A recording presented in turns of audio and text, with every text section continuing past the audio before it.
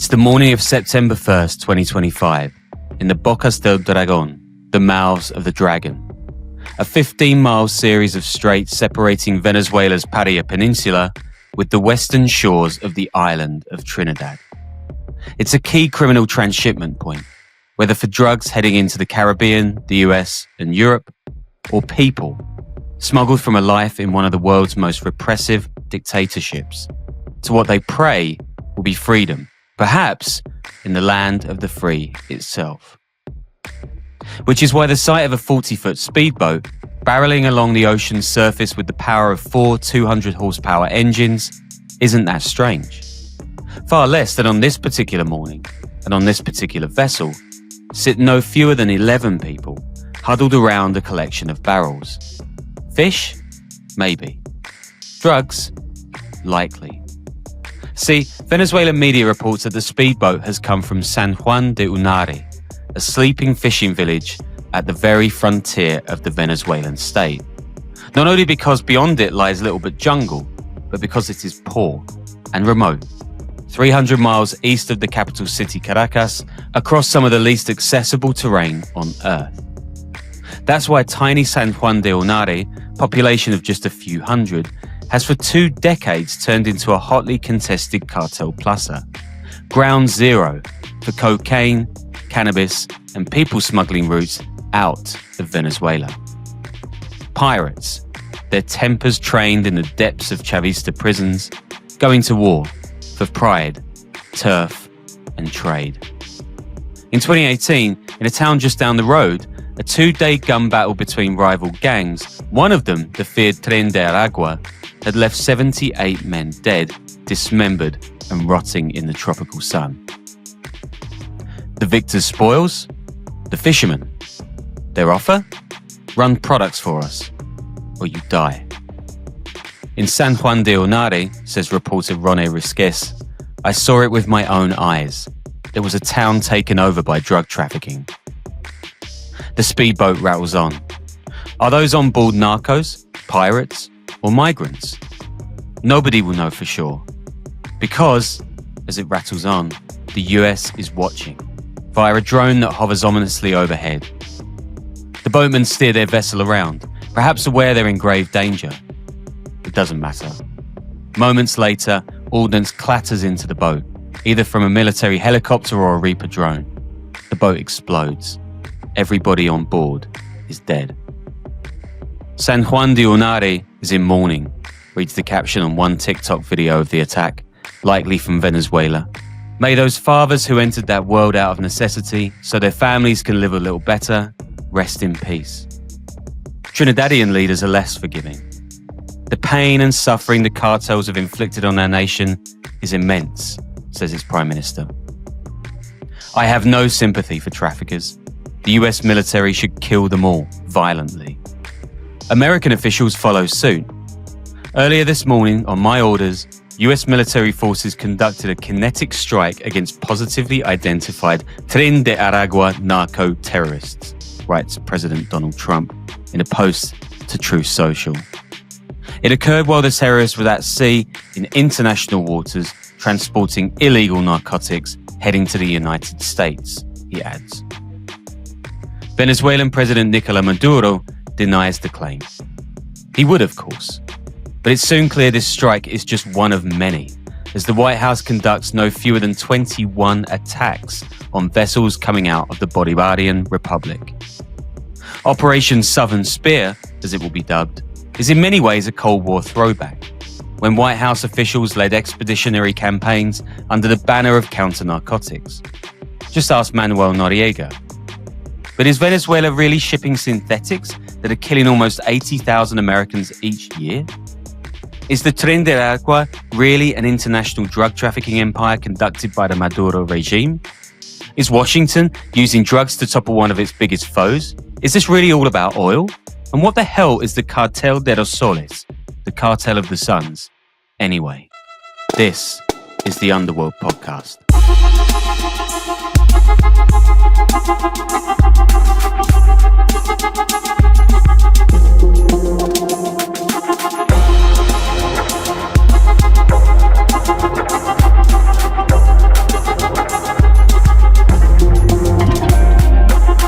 Hello and welcome to the weekly organised crime podcast where two seasoned reporters who have travelled all over the world tell stories of the bandits and bad guys that make our economies tick. You may be thinking, who's that cool guy rocking a cap and thick rimmed specs at 6 a.m? Well, you wouldn't want to see me without them right now. I am Sean Williams, back in New Zealand after my yearly visits in New York, and I'm joined, of course, by Danny Gold. Unfortunately, we have to do these things remotely for another 6 months or so, at least, but you will get one more. We're recording in person as our next show.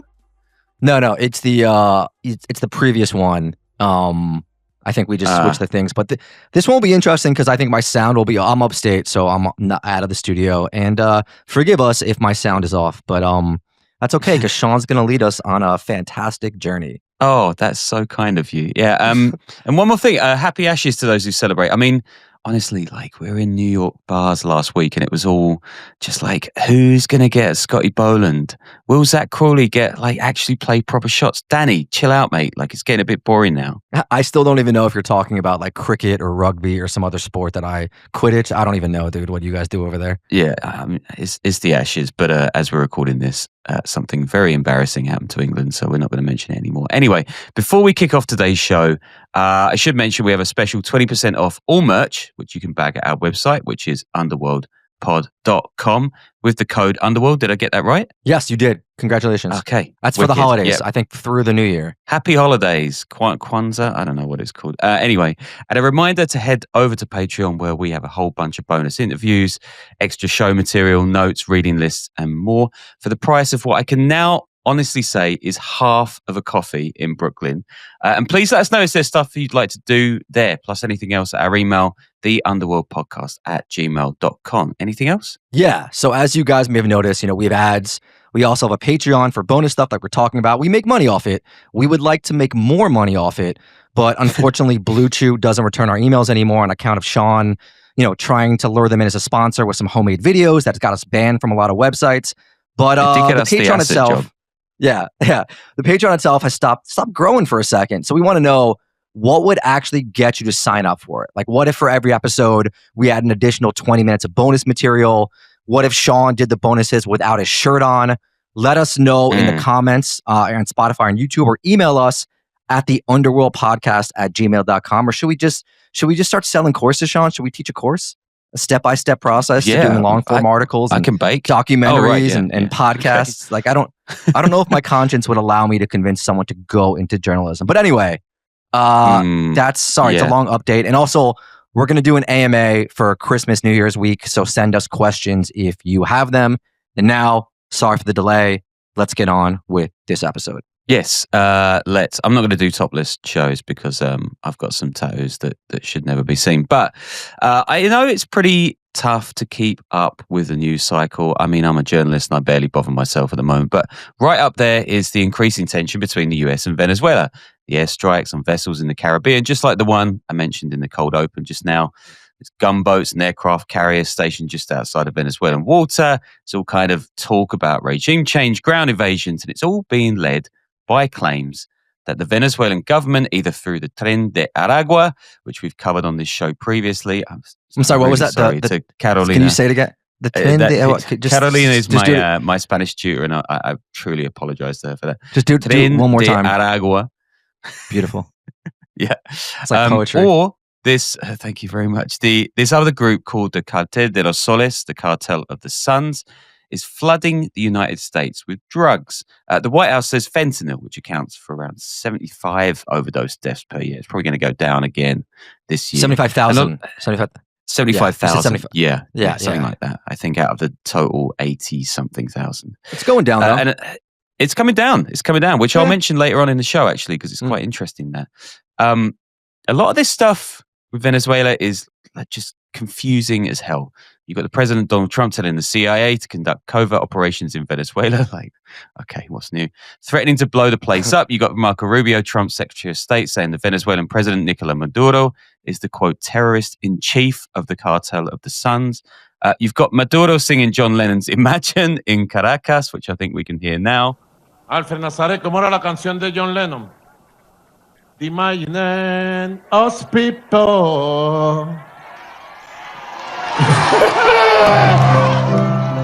Mira, son jodedores, vale. Wait, hold on. Are we gonna get copyright ding for this, or do you think the Maduro version we're allowed to do? I think the Maduro version. We could play them side by side, but it would be absolutely horrendous. Yeah, imagine doing karaoke with Maduro. Anyway, this is all very fluid, very weird. But since this is a major news story led by drug trafficking, and I'm currently writing a story for Playboy magazine. Yeah, like actually that Playboy magazine about Venezuela. I don't know why there would be another Playboy magazine.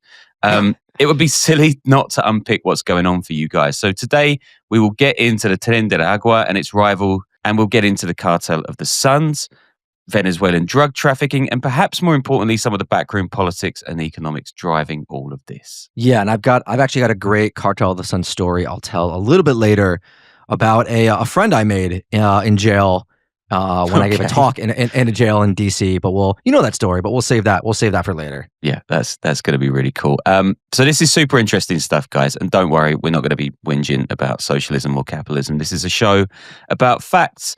And to help us along, I've spoken with two guys who really know their stuff, which we'll sprinkle in among the show. You've got Michael Palberg, who's a political science professor who I really, really rate. And Phil Gunson, who is the crisis group's man in Caracas. He's lived there for like 30-odd years. He knows the place very well indeed. I trust Sean. I don't know any of these guys. So if you do have a complaint to make in the comments about them, direct it at Sean. Yep. Yeah, go for it, because Danny moderates the comments.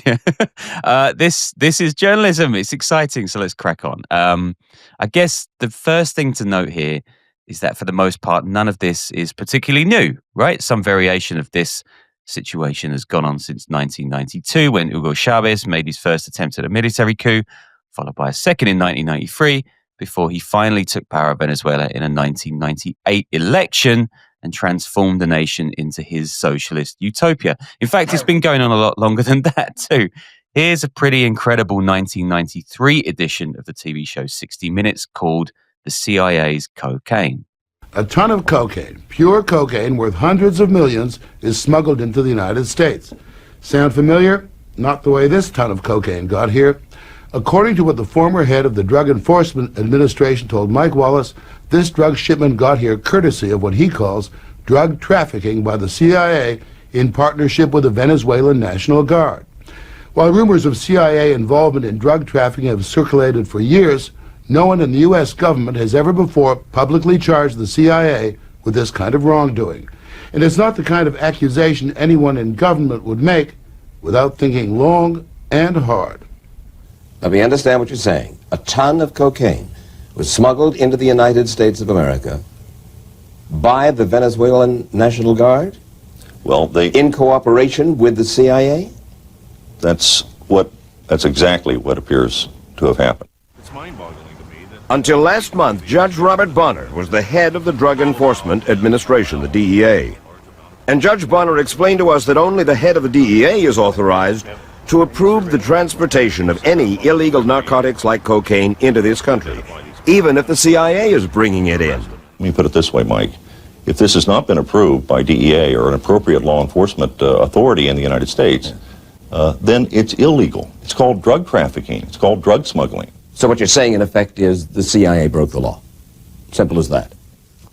I don't think there's any other way you can rationalize around it, assuming, as I think we can, that there was some knowledge on the part of CIA, at least some participation in approving or condoning this to be done. During the 1980s, over half of the cocaine produced by Colombian cartels, primarily Medellin, of course, crosses the Venezuelan border on its way to the US and Europe. Then President Ronald Reagan dispatches the CIA to gather intelligence on Medellin. And so the CIA, alongside Venezuela's Guardia Nacional, its National Guard, launches an undercover drug smuggling operation inside Venezuela in order to infiltrate Medellin. And it works.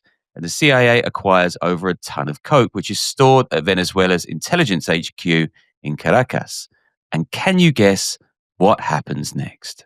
To keep the undercover smuggling operation credible, they had to keep the cartel happy. And the way to do that was simple. Deliver their dope, untouched by U.S. law enforcement, to the cartel's distributors, their dope dealers in the United States. The CIA and the Guardia Nacional wanted to let cocaine go on into the traffic. without doing anything. They wanted to let it come up to the United States, no surveillance, no nothing. In other words, you weren't going to stop them in Miami or Houston or wherever. These drugs were simply going to go to the United States and then go into the traffic and eventually reach the streets. That's what they wanted to do, yes. Why in the world would they want to do that? As they explained to me, that this would enable them to gain the traffickers' confidence, keep their informant cool, and it would result in future seizures of larger quantities of drugs. And also they hoped to, I guess they thought they were going to get Pablo Escobar at the scene of the crime or something, which I found personally ludicrous. So at this point, legally, only the DEA is permitted to bring narcotics onto US soil. Wait, so what's the reasoning for the smuggling in the first, like smuggling into the U.S. at the first place? Like, is it to, bust the distribution networks? Is it to make money for guns? Like, what's the actual plan here? No, this isn't like Iran-Contra stuff. This is actually just to get inside the Medellin cartel, which is suddenly blowing up. So they're worried about like who these guys are and what they're doing.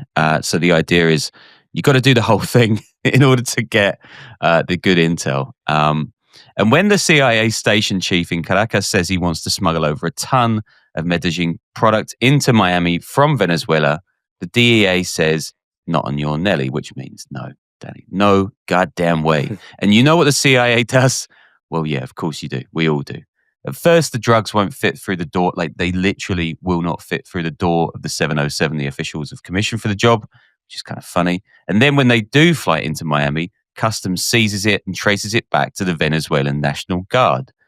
No shit. In a subsequent report, the CIA finds itself not guilty of any criminal wrongdoing, but rather, quote, poor judgment and mismanagement. I should add, like, a lot of this product actually gets onto the streets. Like, that's the kind of scandal of this.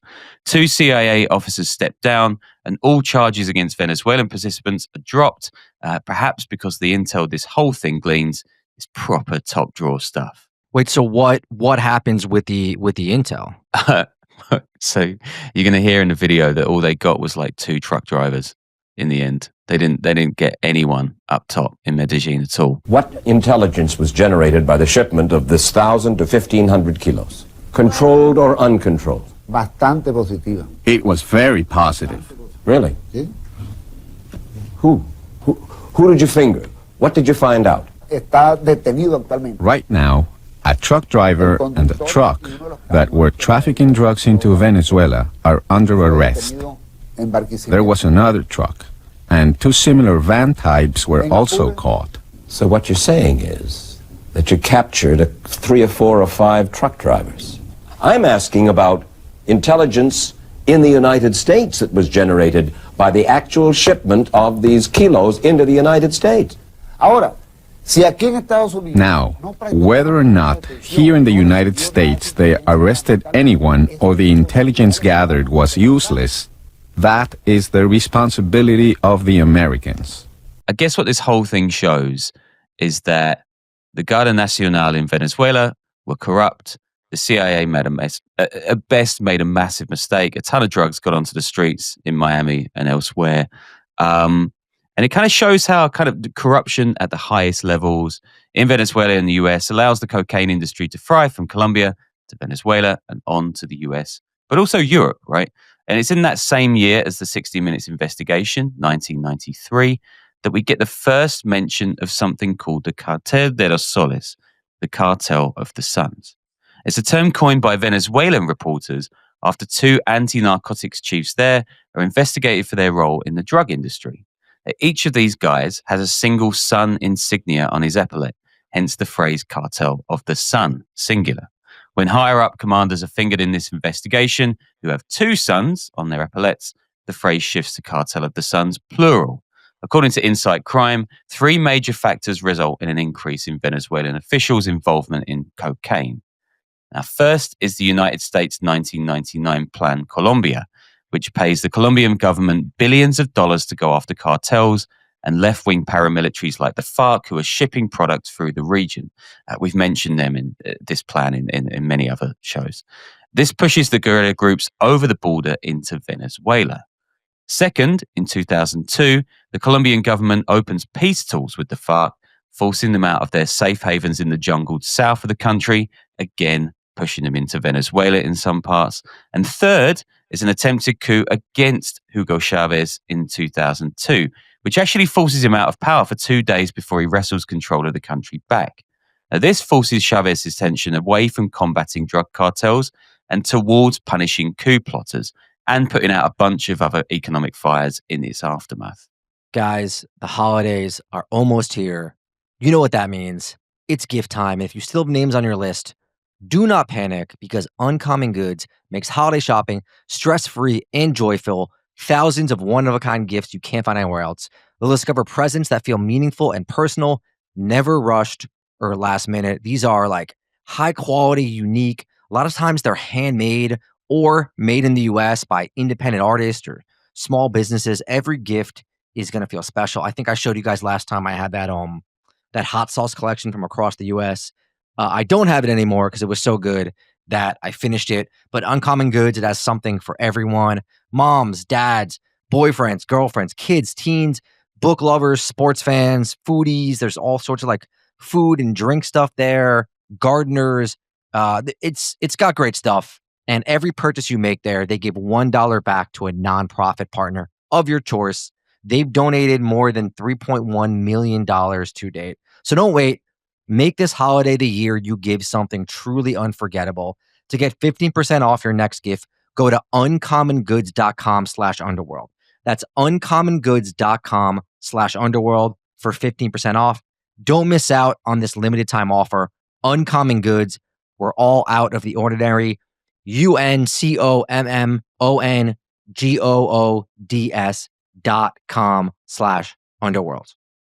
As Venezuela's economy continues to tumble in the wake of the coup, Chavez reduces his circle of trusted military officials. He stations chiefs along Venezuela's border zones with Colombia, ostensibly fearing a Yankee invasion. But what he's really doing is handing them the keys to the drug trade. Because Venezuela's economy is dropping like a stone at this point, and Chavez can't afford to pay his officials a proper wage. So by posting them to remote, lawless borderlands and turning a blind eye, he's letting them make up their salary shortfall by skimming off government contracts, bribing citizens, or getting involved in the drug industry. Venezuelan reporters, mayors, or officials who come up against these corrupt military officials often wind up dead. And in 2005, Chavez frees up even more room for narco trafficking inside his country by banishing the DEA from Venezuela. In 2008, the US sanctions Venezuelan head of military intelligence, Hugo Carvajal, for helping You're doing great. the FARC. You're doing great. Thank you. I need that every 5 minutes just so you can set a timer. For helping the FARC smuggle drugs through Colombia. Chavez thumbs his nose at the White House by then appointing Carvajal as the nation's national official against organized crime and financing of terror. Now, Carvajal will later be arrested while in Aruba, which is a Dutch colony just off the Venezuelan coast. And after a protracted legal process, Carvajal actually pled guilty this June 2025 to drug and firearm trafficking charges in Manhattan.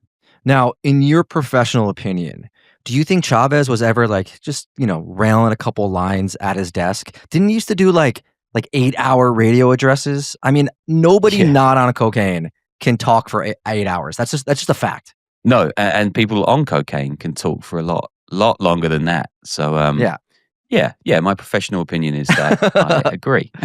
Allegedly. Allegedly. Yeah. Do you think he's going to sued by his estate? His estate will take libel, dude. Staying on 2005. This is the first time the US imposing sanctions on Venezuelan officials for their roles in international criminal operations, including drug trafficking. So Hugo Chavez dies in March 2013, and he's succeeded by his VP, Nicolas Maduro, and government collusion in drug trafficking goes through the roof. In September that year, cops at Paris's Charles de Gaulle airport discover 1.3 tons of cocaine worth over $250 million on an Air France flight from Caracas. This is the country's biggest ever seizure, France that is. The 30 suitcases containing the drugs aren't registered to any of the passengers on board, and authorities quickly blame members of the Venezuelan National Guard, the exact same institution that had been ferrying gear with the CIA and Medellin cartel back in the 80s. You got to have some balls to think you can sneak 30 suitcases by like normal airport security, even if it is the French. You know, this wasn't like a private plane. It's like a normal commercial airliner. They're like, we're just going to stick an extra 30 suitcases on there. We'll figure it out when we get there. Yeah. I mean, to be fair, the last part of that point does do a lot of heavy lifting. Like, it is the French. But 2 years later, DEA agents arrested the adopted son and nephew of Venezuelan First Lady Cilia Flores de Maduro in Port-au-Prince, which is the capital of Haiti, for attempting to ship 800 kilos of cocaine into the US. It's a really weird case, actually. DEA chiefs say that... I would say she is, if you look into it, she's the one who's really suspected a lot. I think, you've looked into it more than I have, of being the brains behind the smuggling operation of the cocaine stuff, which we'll talk about in a couple minutes, because I have something very interesting to add about that. Yeah. She's a strange looking lady as well, but yes, this case is... Sean, that's not nice. Pretty odd. I just said she's unique. I'll say she's unique. DEA chiefs say this pair, the adopted son and nephew of her, were trying to make $20 million from the deal to, quote, keep their family in power. And they are sentenced to 18 years in New York the following year, with Maduro decrying the whole episode of an example of, quote, US imperialism. It's really funny. Even the judge says like these two guys were basically just dopes and they didn't really know what they were doing. I think he says they were like, quote, over their heads or something. Wouldn't be the first time Nepo kids get caught trying to smuggle a whole bunch of cocaine and they're just not good at it, you know? Yeah, that's very true. Probably, don't do it through Haiti. That seems like a pretty big misstep. Anyway, while these high-profile cases make headlines, there are more and more accusations of top-level narco-trafficking by Venezuelan officials, both from the US and from rival Caracas apparatchiks. In 2017, Donald Trump, in his first term, slaps a ton of sanctions on Venezuela, preventing it from trading globally. There's a lot to this, but you can listen to other shows for that. And in 2019, when the White House backs anti-Maduro politician Juan Guaido to try to take the country from Maduro, it doubles down. It hobbles Venezuela's ability to sell gold, oil, and other commodities. By the end of 2019, the US and its allies have sanctioned 119 Venezuelans, many for their roles in cocaine trafficking. Okay, so let's do story time about my friend Yezensky Antonio Lamas Rondon. I think I've talked about this on the podcast, but years ago. So I was giving a talk in DC, I think it must have been 2017 or 2018, maybe 2018, about gangs in El Salvador. It was through the Pulitzer Center.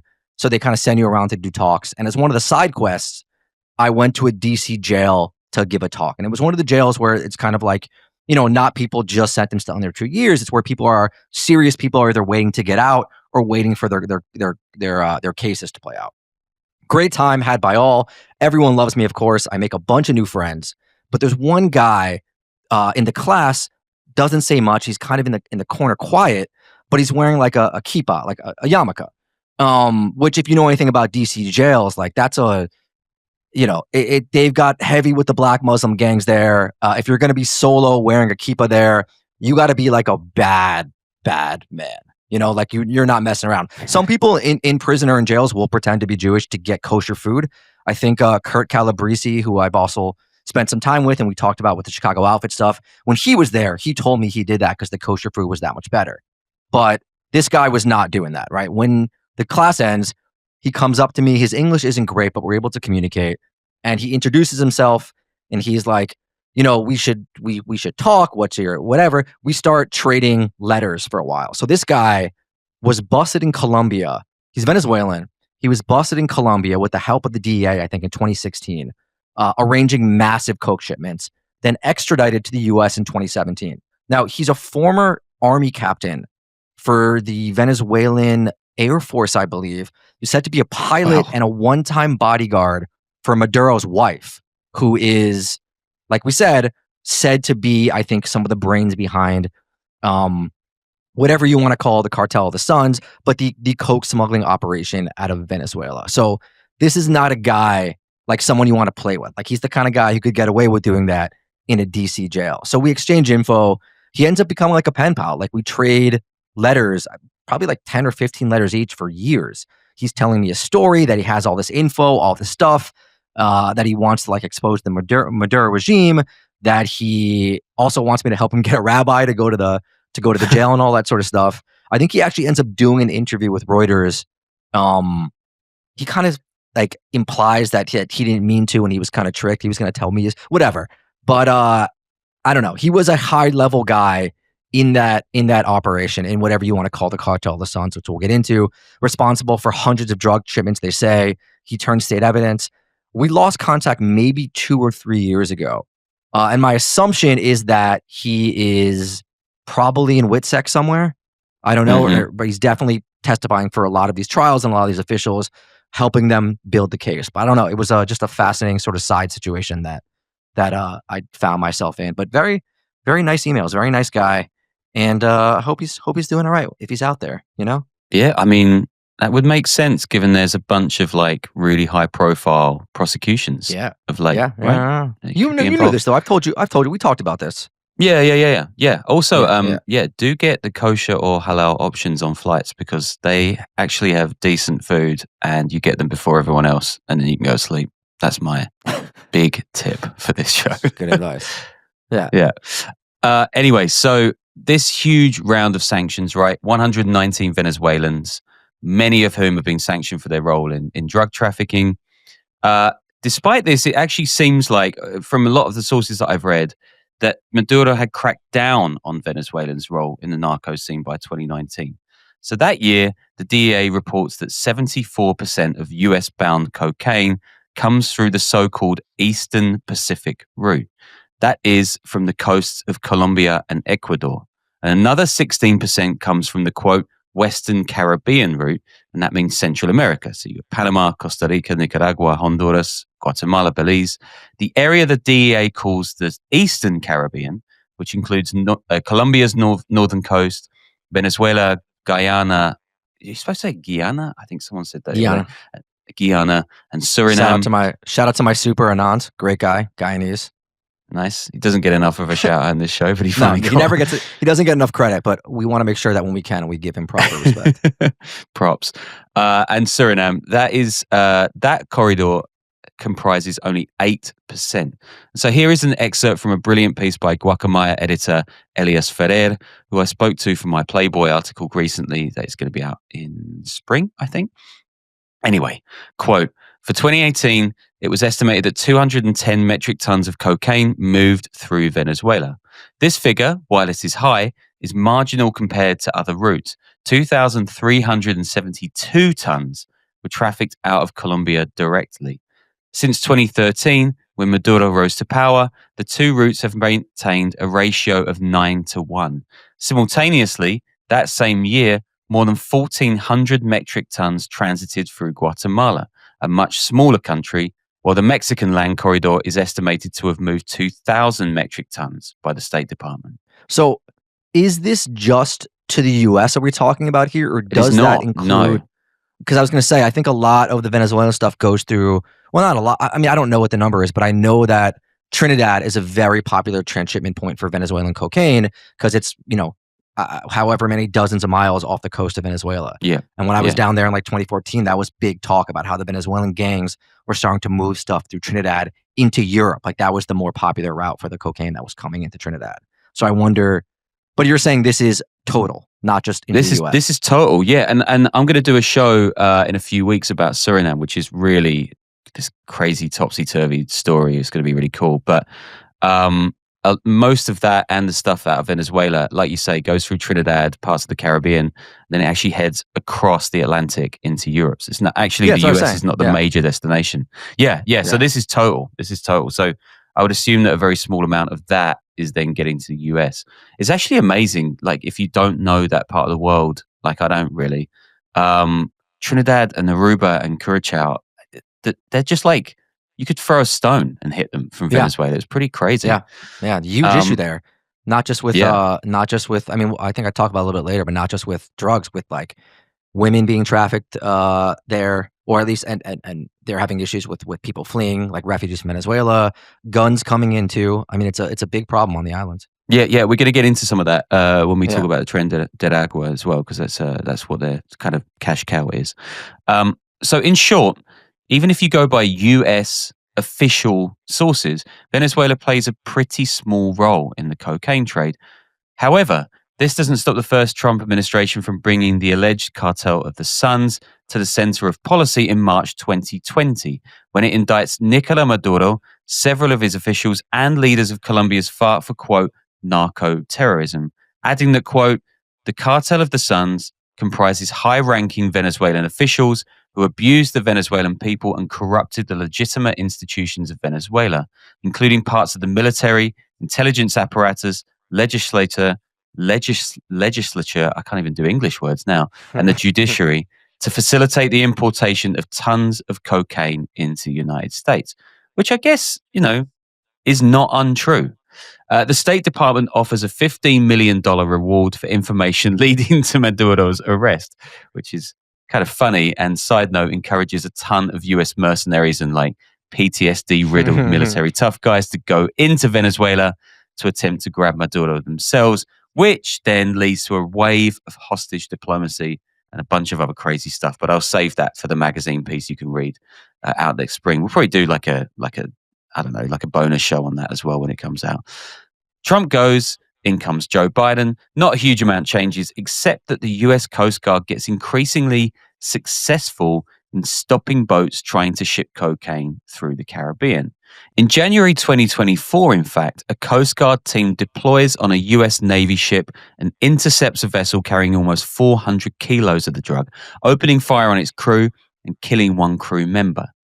Routes from Venezuela into Trinidad, the Dominican Republic, and other jurisdictions are firmly in the Coast Guard's crosshairs, and things appear actually to be looking up. Yeah, the Trinidad thing is huge, man. Really big. Yeah, it's crazy. I think when you see the quotes coming out of the Trinidad and Tobago government about all this, they really despise Venezuela. I think even more than the current U.S. administration. Yeah, they track a lot of the crime that's bumped up there from guns coming in from Venezuela. Yeah, it's pretty chronic actually. And then we get Trump's return to office, right? And on July 25th, 2025, the U.S. Treasury announces that it's sanctioning the Cartel of the Suns as a, quote, specially designated global terrorist organization. This is a list of around 7,700 people and groups, which allows immigration to bar entry to anybody supporting them, to freeze assets, and it also signals an intent to go after the individuals or group by force. At the same time, the State Department raises the bounty on Nicolas Maduro's head to $50 million.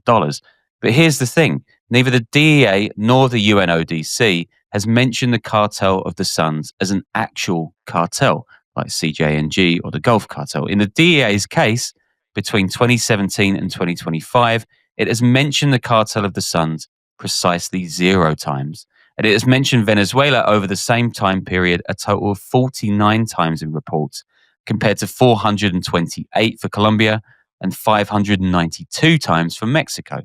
Now, as then, the Cartel of the Suns is a loose term. It means the corruption and collusion of Venezuelan military officials in the cocaine trade. Here is what one Venezuelan expert, who I can't name out of fear of reprisals, told me. Quote, I cannot deny the fact that there are many members of the military and even civilian government in Venezuela who are involved in drug trafficking. But then to a certain extent, you can say that it happens all over Latin America, especially countries like Colombia, Mexico, Ecuador. It is not such a unique thing. It basically just means military people involved in drug trafficking. Guys, I want to tell you about Rula, R-U-L-A. Telehealth has made mental health more accessible, right?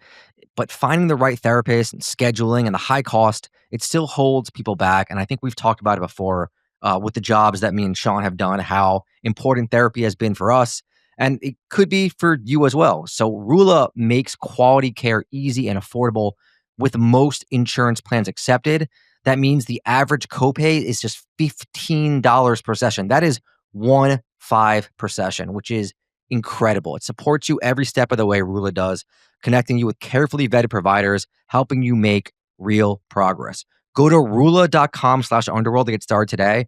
That's RULA.com/underworld for convenient therapy that's covered by insurance. And they've got like 15,000 therapists and psychiatrists nationwide.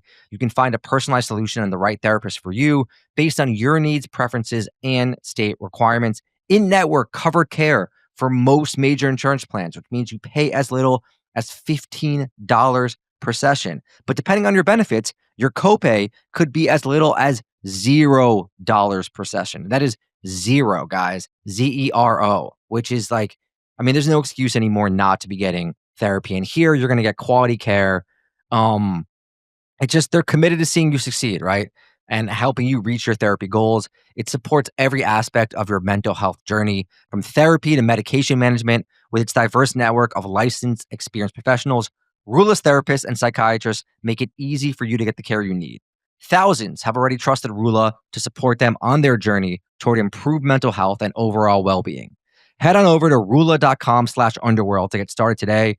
After you sign up, they ask you where you heard about them. Please support our show and tell them our show sent you. Go to rula.com/underworld and take the first step towards better mental health today.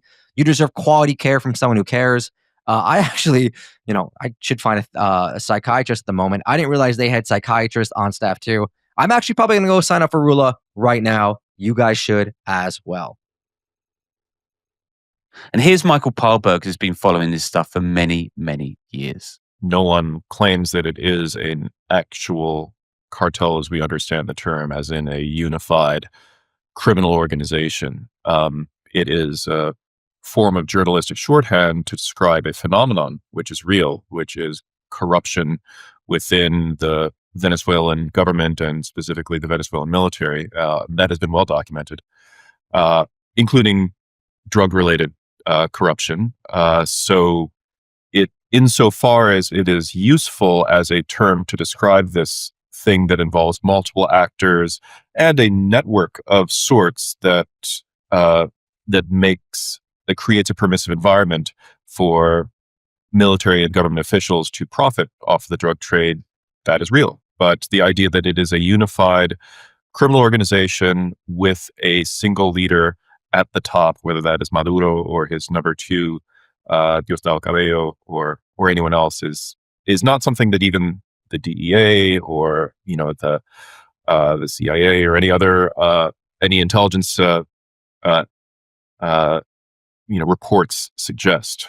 Yeah, I feel like that's kind of what I've always was told too. Like, it functions more as this group of corrupt officials who work together, sometimes different partnerships, than like a unified cartel structure. So like, I guess like the actual definition of like a like not a cartel, but like kind of the actual definition of a cartel, like the non. It's basically like it's basically just like shorthand for you got to pay the piper, right? Like if you're going through there, that's the guy with the keys to the trucks and the way out. So it's just corruption. It's just like huge, massive corruption, which I don't think it's controversial to say Venezuela is a pretty corrupt regime. No. This is all changing so quickly at this point that the US is now planning to designate the Cartel of the Suns. I think it's like yesterday. I was reading this as I'm doing this show. So last week, I don't know if it's changed again by the time this comes out, but they're planning to designate the Cartel of the Suns a foreign terrorist organization, which is a huge step up. And it crucially allows the US president to act against the group unilaterally without congressional approval. And so Trump has sent his Secretary of Defense, Pete Hegseth, out to champion this in the media as US military hardware gathers in the Caribbean. And Maduro, of course, has called the designation ridiculous and the Cartel of the Suns, quote, non-existent. And by the way, I'm not saying all of this to suggest there's very little or no drug smuggling occurring out of Venezuela. Far from it. Venezuelan officials are certainly involved in some of the darkest drug networks in the world. Take, for example, the MV Matthew, which is a freighter intercepted off the coast of Cork, Ireland, in late 2023. This ship is carrying more than 2 tons of cocaine, which Irish cops believe had been shipped by a super cartel comprising the Kinahans, Colombia's Clan del Golfo, and Venezuelan-based Hezbollah operatives. Yes, Hezbollah. This bust pops up in Ed Caesar's excellent recent New Yorker piece on the Kinahans, which we're featuring in an upcoming episode. Going to interview Ed himself. Its crew have links to the Iranian regime, and one detective says the super cartel behind it have, quote, immense capabilities and, quote, unlimited resources. Now, Inside Crime has documented 123 Venezuelan military guys, both active and retired, who are involved in cocaine smuggling. But it adds, the Cartel of the Suns has no defined command structure. And next comes the airstrike from today's cold open. Like I said, there's no doubt that the speedboat's origin, the tiny village of San Juan de Onare, is part of an area of growing importance in the Latin American drug trafficking industry. It's in the state of Sucre, home to around 900,000 people, very far from Caracas, and absolutely teeming with gangsters. Now, Sucre, being largely the Paria Peninsula, is a big fishing hub. But since 2015, Venezuela has been in the grips of a massive economic crisis, which combined with the repression of the Maduro regime has forced 8 million people out of Venezuela. That's almost a third of its entire population, one of the biggest migrant crises on the planet.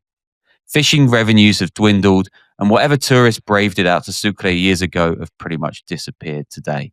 So fishermen and boat pilots have been co-opted by criminals, either catering to the explosion in people getting desperate to go out of Venezuela, or attempts to command drug routes into Caribbean islands like Trinidad and onwards.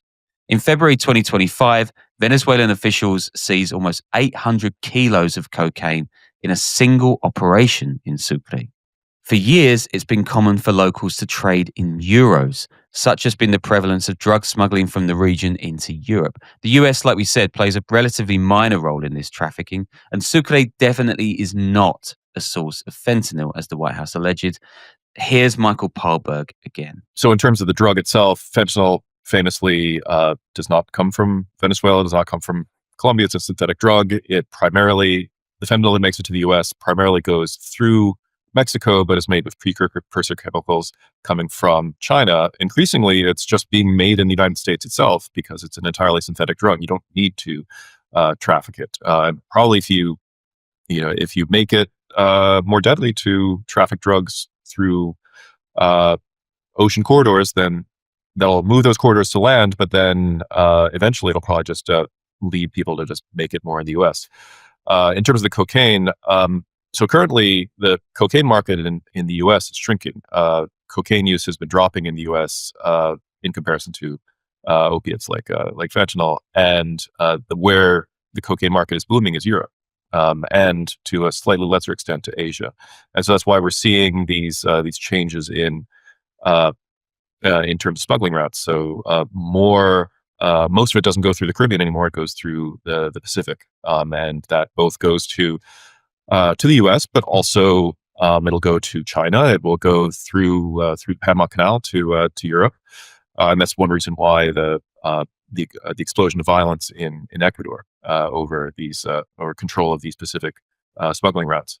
And in terms of Venezuela, the last DEA estimate, which is from a while ago, was that about 8% of the cocaine flows to the United States, at least, goes through the Venezuelan corridor, or say the Eastern Caribbean. So it's a relatively minor corridor. There is a cocaine corridor that also goes to Europe that is through Venezuela. So it typically, it comes from Colombia or from Peru or Bolivia, but primarily from Colombia. And then it will go by water. Typical route will be to the Dominican Republic. From there, they can put them on go-fast boats to Puerto Rico. And from there, it's easier to smuggle it into the mainland U.S. But there's also routes through Trinidad and other way stations that eventually get the cocaine to Europe, where it fetches a much higher price the further into Europe you get. So if they're blowing up boats in the Eastern Caribbean that are actually smuggling cocaine, it isn't certain that they're even going to the United States at all. It's also not certain that they're necessarily Venezuelan. They could be Dominican. They could be any number of different small groups that are part of this supply chain of drug shipments. I mean, if they are Tren de Aragua, they're more likely to be smuggling migrants than drugs, just because there hasn't been any intelligence to show that Tren de Aragua is engaging in large scale, transoceanic drug trafficking. Sucre's importance to the underworld seemed to have ramped up in 2020, and that's when a group called the Tren del Llano relocates from a state just south of Caracas to the town of San Juan de las Caldonas on the Paria Peninsula, not far from San Juan de Onare. Now, the Tren del Llano is a gang that has emerged in 2008. It's cobbled together from union workers who abandoned lobbying to steal cars before looking to move into more lucrative criminal sectors. Having relocated to Sucre in 2020, they make a massive move by stealing a consignment of cocaine linked to members of the Venezuelan military, which is just, it's got to be the biggest mistake you can make. The military, unsurprisingly, goes berserk at this. In November 2021, 500 soldiers are dispatched to Sucre. They kill 18 members of the Tren del Llano, including its leader. Yet a month later, the group posts to social media. The Tren del Llano is not dead, they say. It is alive and still standing. The post adds that the group is still up and running in Sucre. I mean, what's the phrase? Instagram your crimes once, fall on you. Instagram your crimes twice. Bigger fall on you? That it? I don't know. Anyway, if you shouldn't Instagram your crimes, you should definitely not be Instagramming yourself taunting one of the world's most corrupt armies. In April 2022, the group then films itself, why, extorting a bunch of farmers, after which the military sends in 800 men and tanks, which doesn't matter how much of a clan of ex-prison cartel tough guys you are not winning that fight. A load more Tren del Llano members are killed, and a month after that, the group falls into deeper chaos when its leader is murdered by his own men. The group definitely still exists today, but is pretty much a spent force, and certainly no match for its much better known rival, the Tren de Aragua. We did a pretty comprehensive show about the Tren de Aragua back in September 2024, so if you want the full rundown, head back and have a listen there. But here are the highlights. The Tren de Aragua, as the name suggests, comes out of the central state of Aragua, near Caracas, in 2005, when a 22-year-old named Hector Rustenford Guerrero Flores, Ruston, that's a nuts name, aka Niño Guerrero, murders a police officer. By 2010, he is moved to Tocoron, one of Venezuela's biggest prisons. He escapes, gets recaptured, and in 2013, he thinks, all right, why don't I just set up a gang right here behind bars? 2013, of course, is the year Hugo Chavez dies, but it's also in the middle of a period of experimental, quote, peace zones across Venezuela, which are effectively versions of Amsterdam from The Wire, where cops agreed to suspend all operations in these particular gang-infested zones, so long as the gangs pinky promised not to kill each other or sling drugs. Bonkers, and just another example of that lack of state capacity. Here is an amazing Insight Crime quote. Quote, remarkably, the gangs managed to get away with crimes committed outside the peace zones, since police chasing them would often turn back as soon as they got near the border. If security forces did venture inside the peace zones in search of suspects, they were frequently called back by their superiors. Sounds like a great policy. By 2018, the Tren is cementing its control of the Venezuelan underworld through an official system of planes, or prison bosses, implemented by wardens who've completely lost control. Niño Guerrero decks out Tocoron with a zoo, swimming pool, playground, restaurant, and a nightclub. I mean, first off, Niño Guerrero is a fantastic gang leader name. Better than his actual name. Did we get any influencers going there to hang out in these jails, or was that before the run? Unfortunately, we might have been too late on that. But I mean, I'm here. I'll do it. That would make a really, really good story. The group continually tries to get into the drug trade, but it gets battered back by Mexican and Brazilian cartels, plus the Colombian guerrillas. But this is right in the middle of one of the biggest exoduses of modern times. 8 million people, almost a third of the population, seeking a life away from repression and violence. It's kind of almost unfathomable how many people have left Venezuela. It's not really a sign of a thriving government. So the Tren de Aragua switches its focus to people smuggling, and it makes a lot of money doing so. And like we got into in last year's show about the gang, it is definitely present in the United States. It is definitely trafficking women into sex slavery, and is definitely getting into the drug trade. Here is Phil Gunson of the International Crisis Group to explain a little more. Tren de Aragua is a real criminal organization. goes back 10 years or more in Venezuela. And there have been links, yes, between the government and the Tren de Aragua, not in the sense that Maduro is the head of it or that the government tells you what to do, but that, it's been useful to the government at some points to have them on side rather than fighting them. This February, the US government declared the Tren de Aragua a foreign terror organization, which isn't actually that outlandish, right? Many of Latin America's most notorious gangs are on the list too. And there is some evidence that the group has been used to bump off anti-Maduro figures. A large contingent of Tren de Aragua goons has pitched up in Santiago, Chile, for example. And in March 2024, they are believed to have murdered exiled Venezuelan pro-democracy activist Ronald Ojeda in the city and burying his body beneath a building on the edge of town.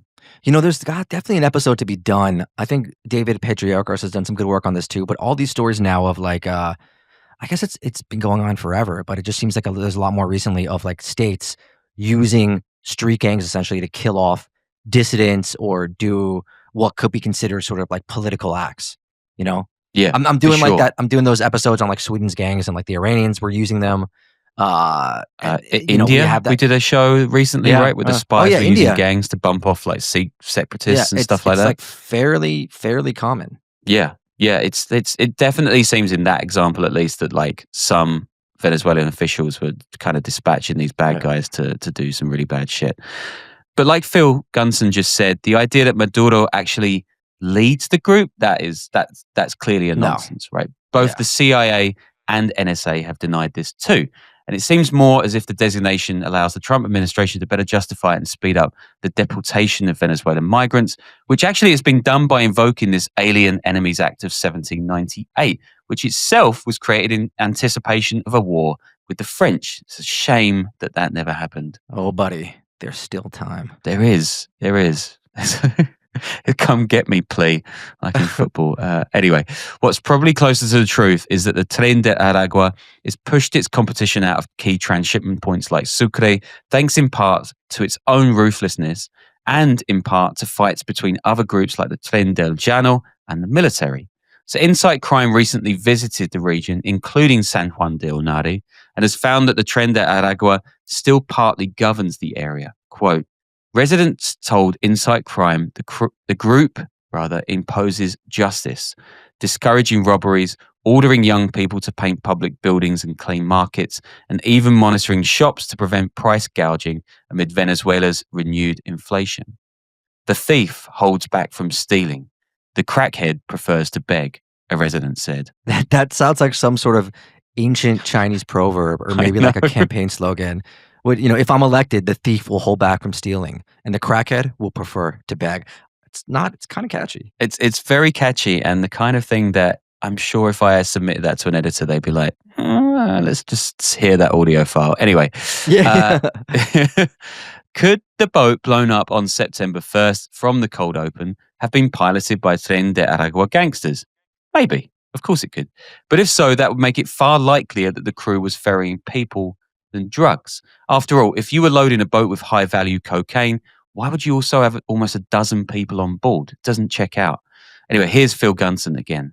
It doesn't make any sense from what we know of how the drugs are transported and what the kind of setup is usually on these fast boats that have, these 4 powerful outboard motors. And they travel relatively short distances because, of course, they need refueling quite frequently. So what generally happens is you have 2 or maybe 3 people on board, which is the people that you need to manage the boat. And you don't want anybody else on. You don't want anybody else involved. Really, there's no real need. So why were there 11 people on that boat? Now, what seems to be the case is that the rest of the people on the boat were probably migrants. There's a very thriving, well, there was at least before all this, that there was a thriving traffic in, people smuggling between the Venezuelan coast and places like Trinidad and also the offshore islands like, the Dutch islands, the Dutch Antilles, Curaçao, Aruba, Bonaire, but Curaçao and Aruba primarily.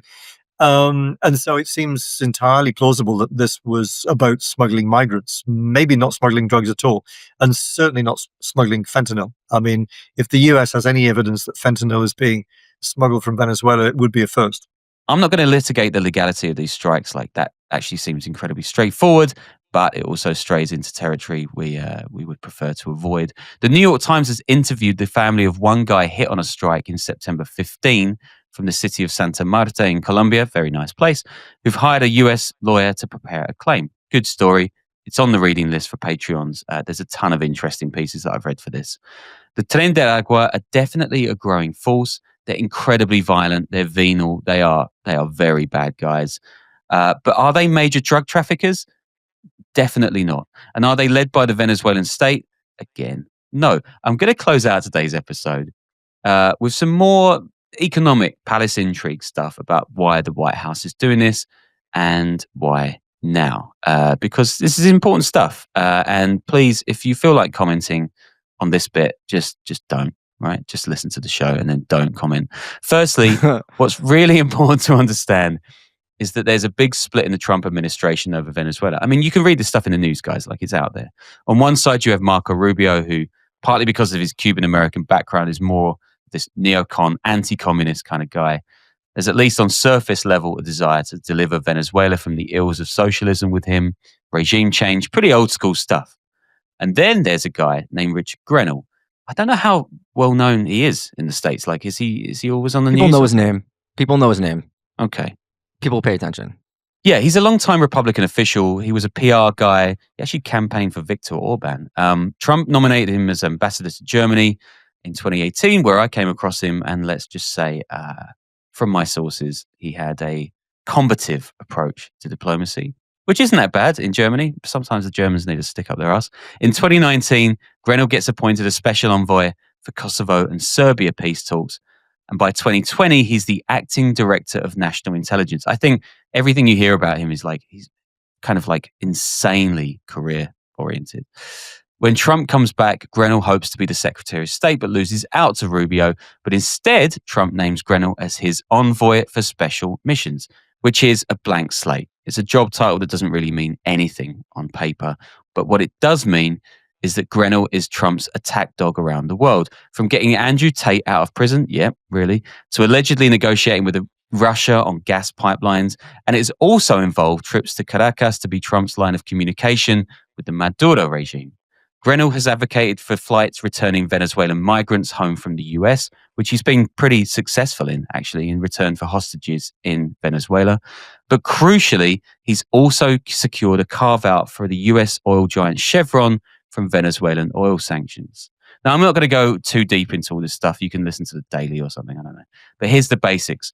Venezuela has the world's largest proven oil reserves, significantly bigger even than Saudi Arabia, but it's not being tapped because of instability, corruption, and a ton of other stuff besides. So I think one thing about that is that Venezuela does have that, but their oil is like really crummy oil, right? It's like super heavy or extra heavy, which even during stable times, it's like expensive to extract and expensive to refine. So you can't really compare it to the Saudis have like what light sweet crude, which is just like, it's like the gold standard of oil, where the Venezuelans have just like pretty shitty oil when it comes down to it. So they have a lot, but it's actually pretty expensive to deal with.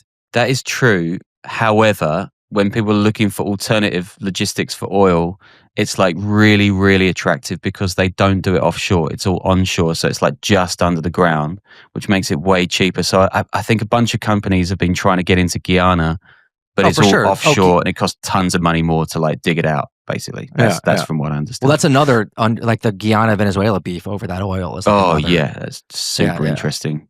Yeah. Chevron and ExxonMobil won in. Grenell is Chevron's guy. ExxonMobil has backed Rubio. But doesn't Chevron? I'm pretty sure Chevron already gets Venezuelan oil. Like that's why. I mean, I think we disagree on this, but I think that part of it is that like Chevron's already getting Venezuelan oil at like a pretty steep discount. Like they've already had that sort of cutout for them there that allows them to sort of break whatever boycott or sanctions there are on Venezuela.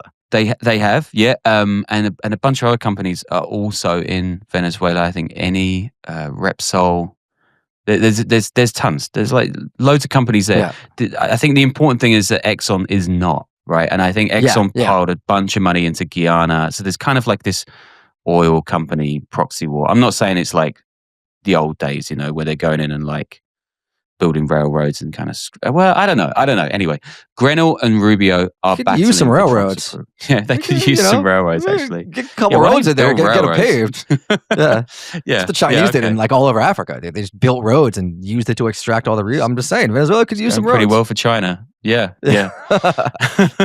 Grenell's diplomacy not only seems to win concession for Chevron, but he looks like he's winning the White House battle against Rubio at some point.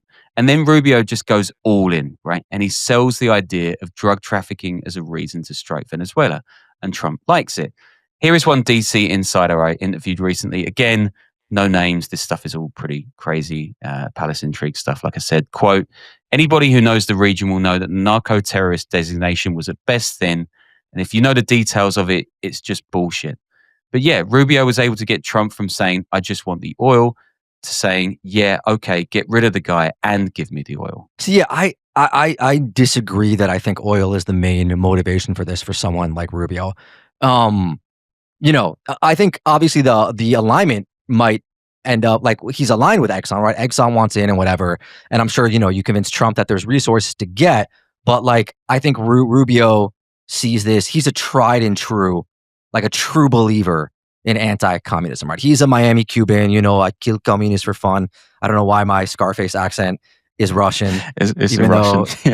Even though Pacino's wasn't even like Cuban, it was just a weird amalgamation of like Dominican and something else. Like, but the point is that like, it's Transylvanian, my communist for fun. But the point is that like, I think Rubio is motivated by one, just knocking out the regime in Cuba for ideological and in Venezuela for ideological reasons. And I think he also sees this as a step to knocking out Cuba, right? Because Venezuela gives a lot of support to Cuba. So this is like it's Cold War domino theory essentially, but the opposite, I guess. But like, I think he is motivated. I think he doesn't care. I honestly don't think he cares about the oil. I think he cares about just getting rid of communists. And I also think that like, maybe you hoodwink Trump with obviously the narco-terrorist designation really doesn't make that much sense. That's obviously not the main motivation. But I think that like oil, like this is like we said, it's bad heavy oil. You don't invade a country and overthrow a regime when you can already get barrels for under $50, which is what Chevron gets. Like it just doesn't. Obviously, I don't buy the drug narrative, but I also don't buy the oil narrative. I think it is just like Rubio hates communists, man. It's a Miami Cuban. Like those guys, they want out. They want Cuba out. And I think that the oil like is just, if you're talking about how much it would actually cost to do like a full scale invasion and whatever else goes afterwards, like the oil, the air, it just like the profits won't be worth it. They'll lose money on it. It's kind of like obviously oil for Iraq, that sort of motivation made more sense, but even that made no sense because when it came down to it, I think the Chinese and French got just as much contracts, maybe more than the US did when it came to Iraq's oil. Like, I think the ideological reasons for this are much more so than the sort of like mercantile, mercenary money reasons. Mercenary using in the sense of like after money, not like the other sense of mercenary. You know what I mean? I don't actually think we're disagreeing that much because I think I agree with you that Rubio is like the anti-commie guy. I think he's just selling this line to get what he wants, right? He's just selling the drug line. He's to get Trump what he wants is just a deal, right? Trump just wants a deal for something that he could say he got, and he can't get Greenland, and he can't. I don't know what he's trying to get over Ukraine. Do you guys like this political discussion? Should we just do this? Dude, Trump would just be like, dude, you know the amount of pitchers we could get for the Yankees from Venezuela if we go in there? That's what you got to tell Trump.